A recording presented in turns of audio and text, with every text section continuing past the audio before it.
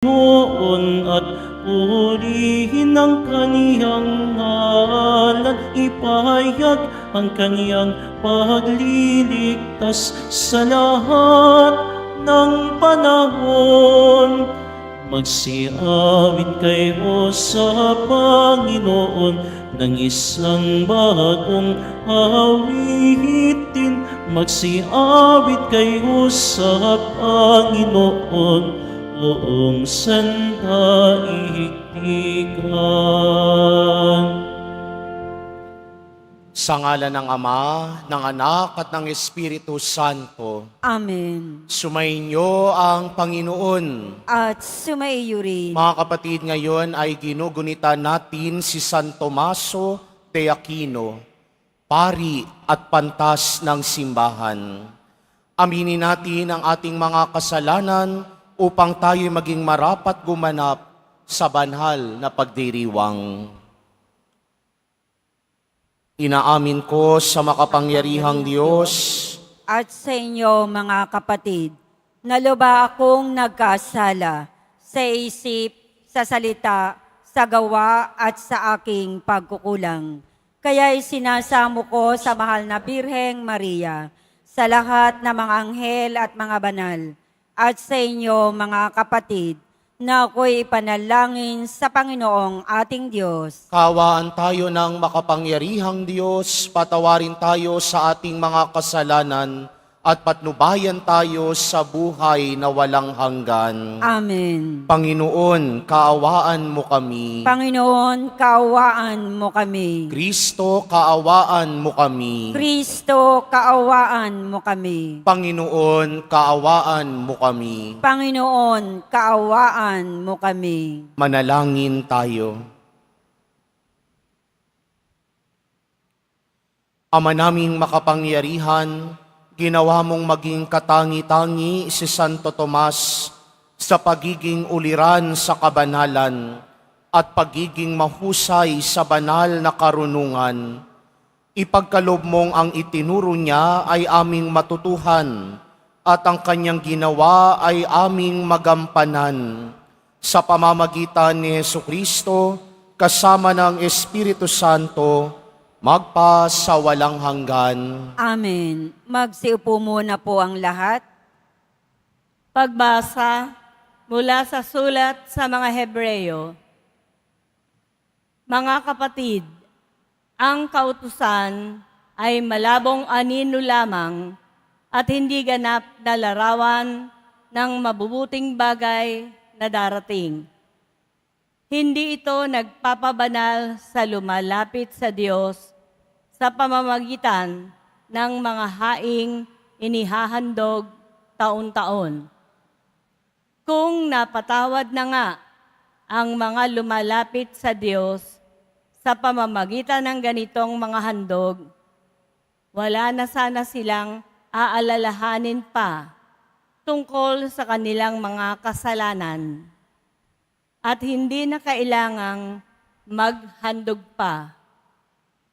Subalit, ang mga haing ito pa nga ang taon-taon ay nagpapagunita sa mga tao ng kanilang mga kasalanan. Sapagkat ang dugo ng mga toro at ng mga kambing ay hindi makapapawi ng mga kasalanan. Dahil diyan, nang si Kristo'y manaog sa sanlibutan, sinabi niya sa Diyos, ang mga hain at handog na mga hayop ay hindi mo ibig, kaya't inihanda mo ang aking katawan upang maging hain. Hindi mo kinalugdan ang mga handog na susunugin at ang mga handog dahil sa kasalanan. Kaya't aking sinabi, narito ako, O Diyos, upang tupdin ang iyong kalooban, ayon sa nasusulat sa kasulatan tungkol sa akin. Sinabi muna niya, Hindi mo inibig o kinalugdan ang mga hain at handog na mga hayop, mga handog na susunugin, at mga handog dahil sa kasalanan. Bagamat ito'y inihahandog ayon sa kautusan. Saka niya sinabi, "Narito ako upang tupdin ang iyong kalooban." Inalis ng Diyos ang unang handog at pinalitan ng handog ni Kristo. At dahil sa kanyang pagsunod sa kalooban ng Diyos, nilinis tayo ni Kristo sa ating mga kasalanan sa pamamagitan ng minsang paghahandog ng kanyang sarili. At iyo'y sapat na. Ang salita ng Diyos. Salamat sa Diyos. Handa akong naririto upang sundin ang loob mo. Handa akong naririto upang sundin ang loob mo. Ako ay naghintay sa aking Panginoon at dininig niya ang aking pagtaghoy. Tinuruan niya ako pagkatapos ng bagong awiting pampuri sa Diyos. Handa akong naririto upang sundin ang loob mo. Ang mga panghandog, pati mga hain, at mga hayop na handang sunugin, hindi mo na ibig sa dambana dalhin, upang yaong salay iyong patawarin. Sa halip, ang iyong kaloob sa akin ay ang pandinig ko upang ika'y dinggin. Handa akong naririto upang sundin ang loob mo. Ang pagliligtas mo'y aking inihayag. Saan man magtipon ang iyong mga anak, di ako titigil ng pagpapahayag. Handa akong naririto upang sundin ang loob mo.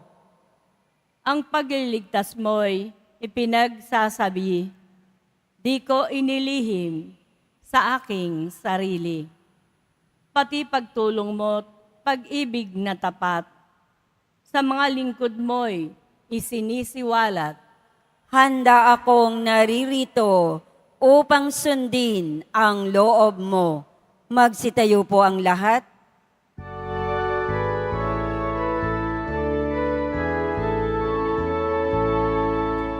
Alleluia, Alleluia, Alleluia, Alleluia.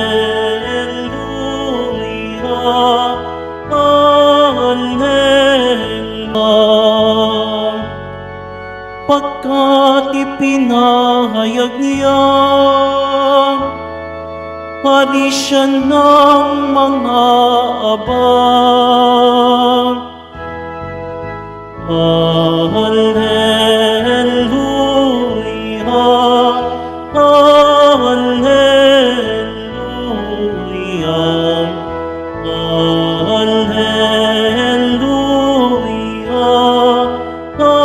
Alleluia.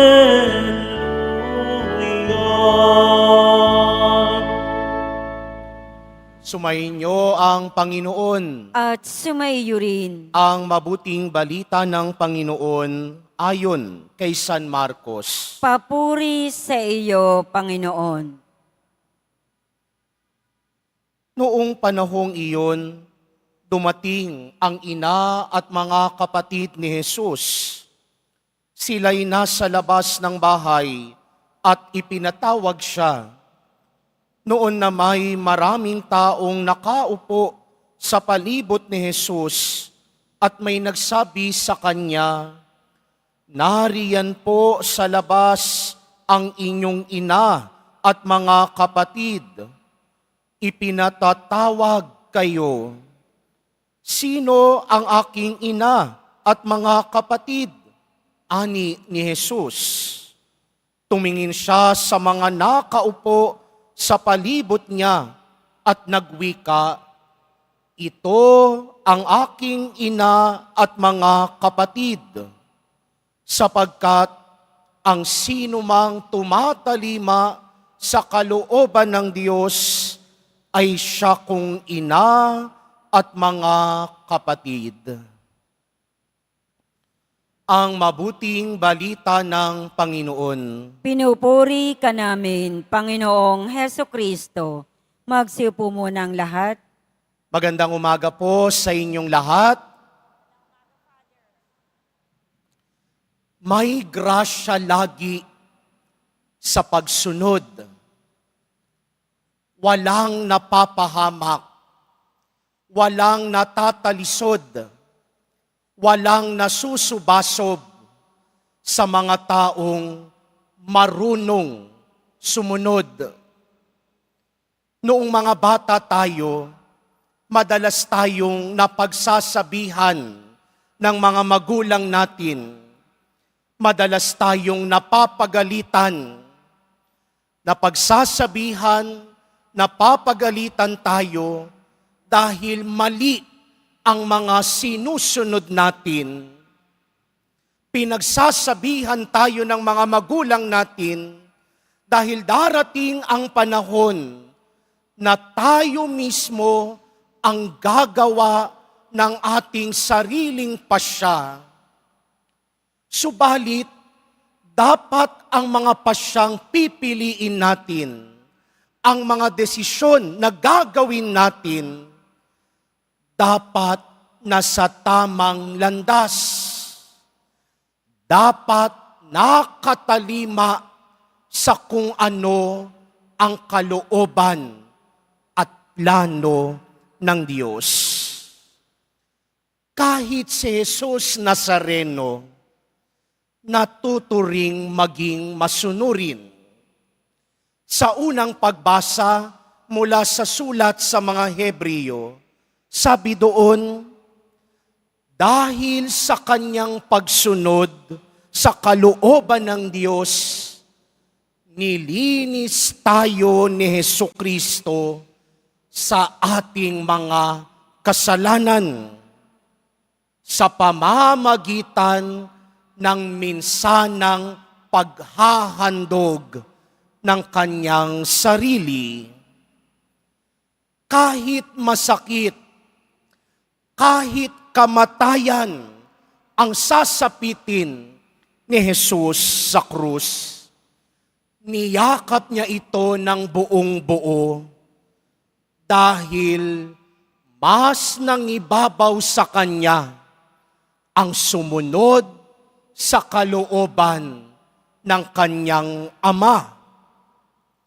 Hinayaan niya ang kanyang sarili na maging handog at maging tagapaghandog para muling dumaloy ang grasya at pagpapala sa tao. At yan ang grasyang nakamit ni Jesus sa pagiging masunurin niya sa kalooban ng kanyang Ama. Ang grasyang muling mabuksan ang pintuan ng langit at buhay na walang hanggan para sa kapakanan nating mga makakasalanan. Kaya nga walang ibang inisip si Jesus, kundi lagi ang kapakanan at buhay nating mga makakasalanan. Yan ang grasyang tinamo at natanggap ni Jesus sa kanyang pagsunod sa kalooban ng Ama. Kaya nga sa Ebanghelyo, nang lumapit sa kanya ang kanyang ina at mga kapatid, sa panahon ni Jesus, itinuturing ding kapatid kahit ang mga pinsan. Nang lumapit sa kanya at hinahanap siya, sinabi ni Jesus, "Sino ang aking ina, kapatid at pamilya?" Tinuro ni Jesus ang mga taong nakapalibot sa kanya, nakikinig at sumusunod sa kalooban ng Ama. Dahil para sa kanya, ang mga tinuturing na kapamilya ni Jesus ay yaong mga marunong ring sumunod katulad ng kanyang pagsunod. Kaya ito ang pinagsusumikapan nating maisabuhay buong taon bilang mga deboto ng Jesus Nazareno, ang maging masunurin. Mas mabuti ang pagsunod kaysa sa paghahandog. Dahil ang totoong deboto ni Jesus Nazareno na isa sa buhay ang debosyon. Ang totoong debosyon ay mas lumalalim kapag ang puso natin kahalintulad ng puso ni Jesus Nazareno. Ang totoong debosyon ay nakikita kung tayo rin, katulad ni Jesus Nazareno, marunong sumunod sa kalooban ng Diyos. Kaya nga kahit hindi tayo sigurado, kahit maraming hindi tiyak sa mga nasa paligid natin, laging piliin pa rin sana natin ang sundin at pakinggan ang kalooban ng Diyos. Dahil ni minsan, walang napapahamak sa mga taong marunong sumunod sa kalooban ng Diyos.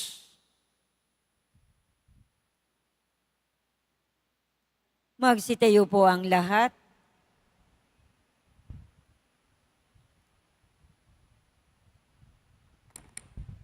Minamahal kong mga kapatid, ang mensahe ng kaligtasan ni Jesus at ng kanyang buhay ang ating pamantayan ng paghahanap sa kalooban ng Diyos. Manalangin tayo sa ating Diyos Ama upang tumalima at mamuhay tayo sa kanyang mga aral. Sa bawat panalangin ang ating itutugon, gawin mo kaming mga lingkod ng iyong kalooban. Gawin mo kaming iyong mga lingkod ng iyong kalooban. Ang simbahan naway mamuhay sa diwa ng Ebanghelyo at laging hanapin ang kalooban ng Diyos. Manalangin tayo. Gawin mo kaming mga lingkod ng iyong kalooban. Ang ating pananampalataya naway mapalalim natin sa pamamagitan ng ating paglilingkod sa mga dukha, may kapansanan at mga mahihina. Manalangin tayo. Gawin mo kaming mga lingkod ng iyong kalooban. Tayong lahat naway maging mga tunay na miyembro ng pamilya ng Diyos sa pagiging tapat sa kalooban ng Amang nasa langit. Manalangin tayo. Gawin mo kaming mga lingkod ng iyong kalooban. Ang salita ng Diyos naway gawin nating buhay sa pamamagitan ng pagsasabuhay nito sa lahat ng pagkakataon. Manalangin tayo. Gawin mo kaming mga lingkod ng iyong kalooban. Ang mga namatay naway makatanggap ng walang hanggang liwanag at walang hanggang kapahingahan.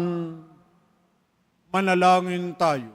Gawin mo kaming mga lingkod ng iyong kalooban. Sa ilang sandali ng katahimikan, ating ipanalangin ang iba pang mga pangangailangan ng ating pamayanan. Gayon din, ang mga intensyon na iniaalay sa ating misa sa araw na ito.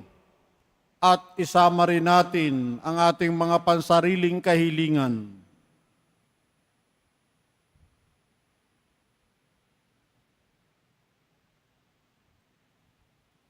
Manalangin tayo. Gawin mo kaming mga lingkod ng iyong kalooban. Panginoon, gawin mo kaming karapat-dapat na maging bahagi ng iyong pamilya sa pamamagitan ng aming buhay pananampalataya na ipinahahayag ng aming mabubuting gawain. Inihiling namin ito sa pamamagitan ni Kristong aming Panginoon. Amen. Magsiupo muna ang lahat.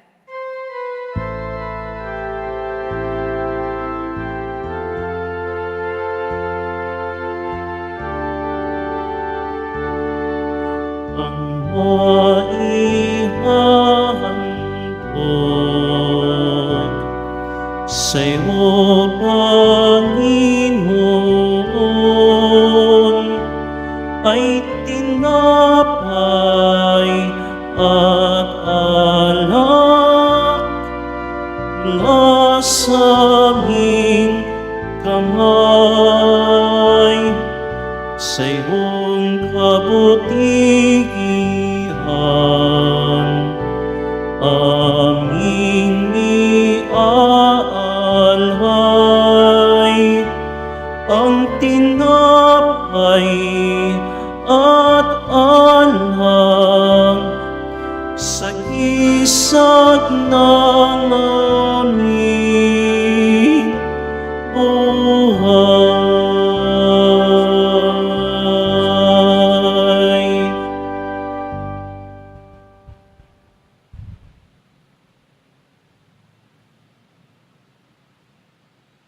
Magsitayo po ang lahat. Manalangin kayo mga kapatid upang paghahain natin ay kalugdan ng Diyos amang makapangyarihan. Tanggapin nawa ng Panginoon itong paghahain sa iyong mga kamay, sa kapurihan niya at karangalan, sa ating kapakinabangan at sa buong sambayanan niyang banal. Ama naming lumikha, dumudulog kami sa iyong kadakilaan upang ang kapangyarihan mong ipinahahayag sa paghahain ng mga alay para gunitain ang mga banal ay magdulot sa amin ng pakikinabang sa kaloob mong kaligtasan. Sa pamamagitan ni Jesucristo kasama ng Espiritu Santo, magpasawalang hanggan. Amen. Sumainyo ang Panginoon. At sumaiyo rin. Itaas sa Diyos ang inyong puso at diwa. Itinaas na namin sa Panginoon. Pasalamatan natin ang Panginoong ating Diyos. Marapat na siya ay pasalamatan. Ama naming makapangyarihan, tunay ngang marapat na ikaw ay aming pasalamatan sa pamamagitan ni Jesucristo na aming Panginoon. Ngayong si Santo Tomas de Aquino ay pinararangalan sa pamumuhay niyang totoong uliran at pagiging maaasahan sa panunungkulan. Kaya't si Jesucristo na maaasahan sa katapatan ay inihahayag sa pangangasiwa sa sambayanan. Ang malasakit na mga ulirang tagapangasiwa noon ay nagpapatuloy magpahanggang ngayon sa mga panalangin kanilang iniuukol, kaisa ng sambayanang mong dito'y nagtitipon.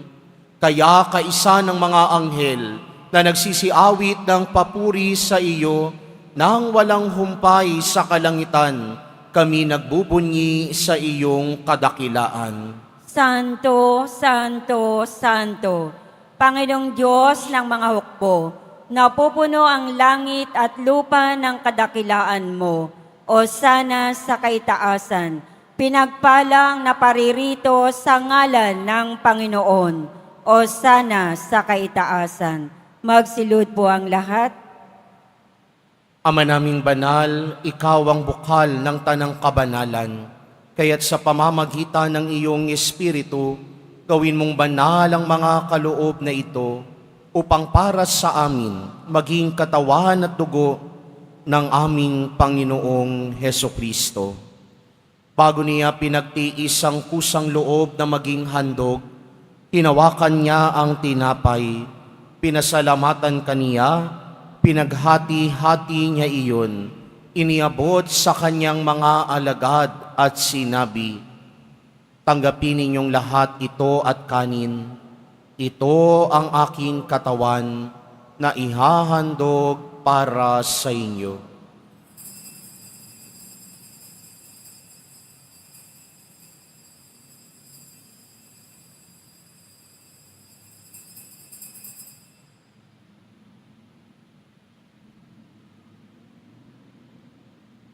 Gayun din naman noong matapos ang hapunan, hinawakan niya ang kalis, muli kanyang pinasalamatan. Iniabot niya ang kalis sa kanyang mga alagad at sinabi, "Tanggapin ninyong lahat ito at inumin. Ito ang kalis ng aking dugo, ng bago at walang hanggang tipan. Ang aking dugo na ibubuhos para sa inyo at para sa lahat, sa ikapagpapatawad ng mga kasalanan. Gawin ninyo ito sa pag-alala sa akin."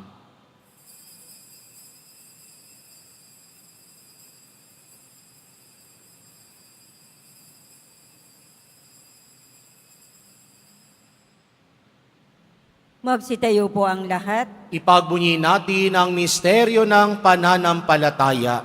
Si Kristo'y namatay, si Kristo'y nabuhay, si Kristo'y babalik sa wakas ng panahon. Ama, ginagawa namin ngayon ang pag-alala sa pagkamatay at muling pagkabuhay ng iyong anak. Kaya't iniaalay namin sa iyo ang tinapay na nagbibigay buhay at ang kalis na nagkakaloob ng kaligtasan. Kami nagpapasalamat dahil kami iyong minarapat na tumayo sa harap mo para maglingkod sa iyo. Isinasamo namin kaming magsasalo-salo sa katawan at dugo ni Kristo ay mabuklod sa pagkakaisa sa pamamagitan ng Espiritu Santo. Ama, lingapin mo ang iyong simbahang laganap sa buong daigdig. Puspusin mo kami sa pag-ibig kaysa ni Francisco na aming Papa at ni Jose na aming Obispo at ng Tanang Kaparian. Alalahanin mo rin ang mga kapatid naming nahimlay na may pag-asang sila'y muling mabubuhay, gayon din ang lahat ng mga pumanaw.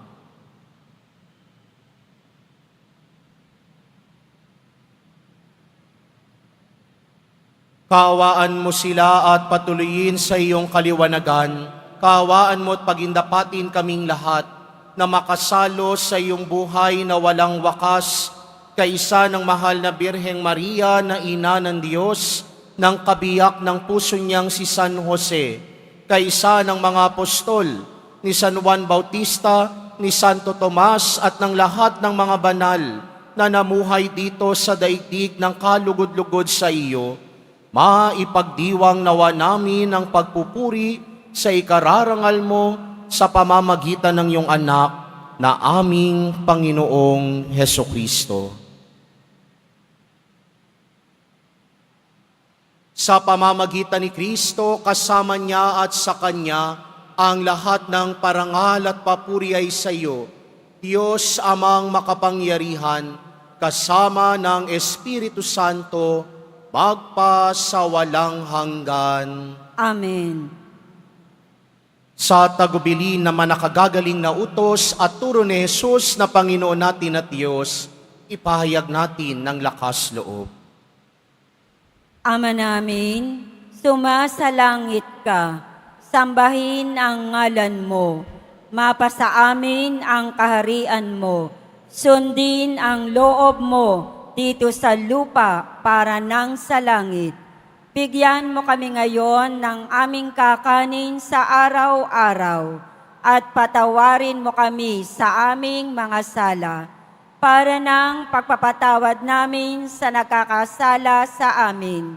At huwag mo kaming ipahintulot sa tukso at iadya mo kami sa lahat ng masama.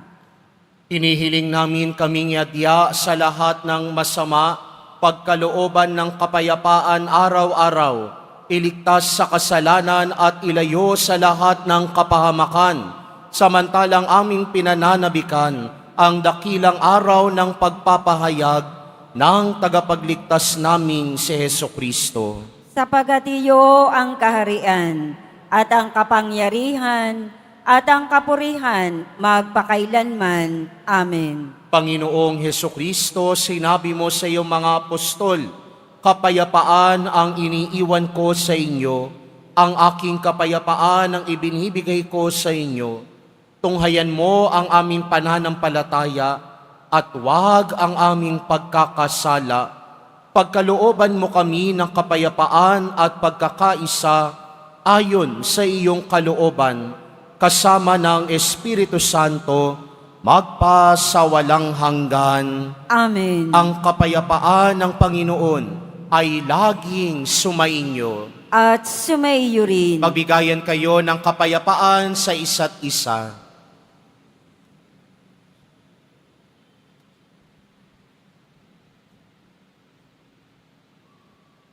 Kordero ng Diyos na nag-aalis ng mga kasalanan ng sanlibutan, maawa ka sa amin. Kordero ng Diyos na nag-aalis ng mga kasalanan ng sanlibutan, maawa ka sa amin. Kordero ng Diyos na nag-aalis ng mga kasalanan ng sanlibutan, ipagkaloob mo sa amin ang kapayapaan. Magsilod po ang lahat.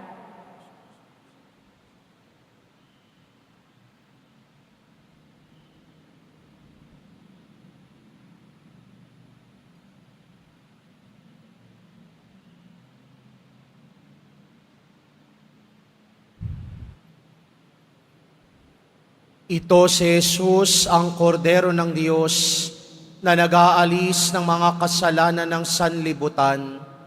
Mapapalad ang mga inaanyayahan sa kanyang piging.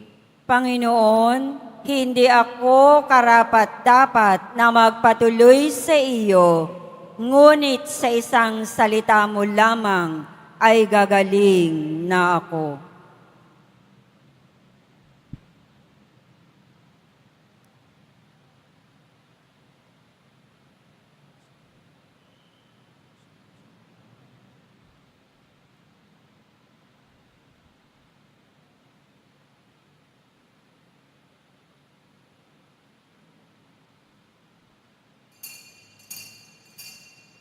Para sa lahat ng tatanggap ng banal na komunyon, sasagot po tayo ng amen. Pagkasabi ng pari o ng lay minister ng katawan ni Kristo at isubo agad sa bibig bago umalis sa harapan ng pari o lay minister. Sumunod po tayo.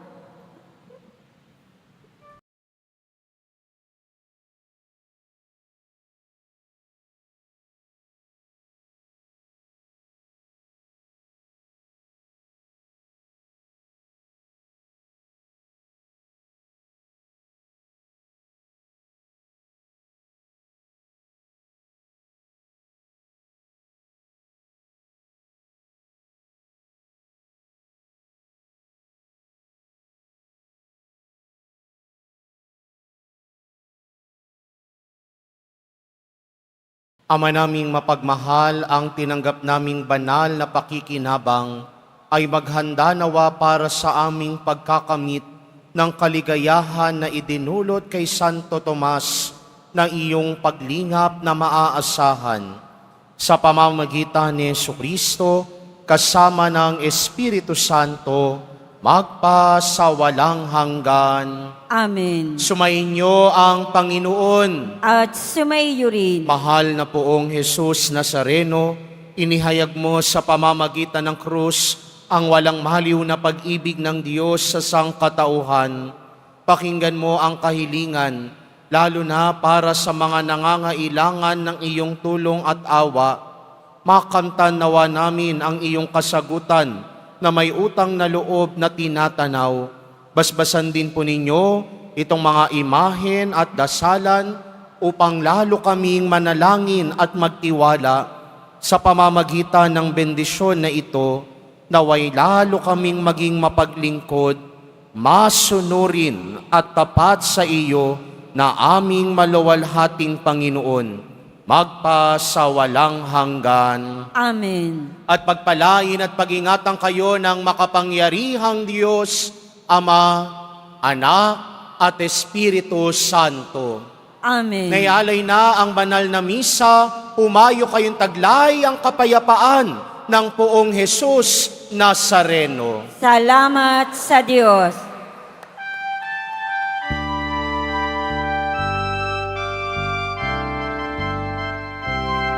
Nuestro Padre Jesus Nazareno, sinasamba ka namin,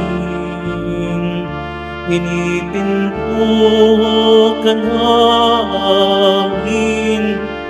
aral mo ang aming buhay at kaligtasan. Nuestro Padre Jesus Nazareno, iligtas mo kami sa kasalanan. Ang krus mong kinamatayan ay sagisag ng aming kaligtasan. Nuestro Padre Jesus Nazareno, dinarangan ka namin. Nuestro Padre Jesus Nazareno, nilulwalhati ka namin. Nuestro Padre Jesus Nazareno, dinarangan ka namin. Nuestro Padre Jesus Nazareno, nilulwalhati ka namin.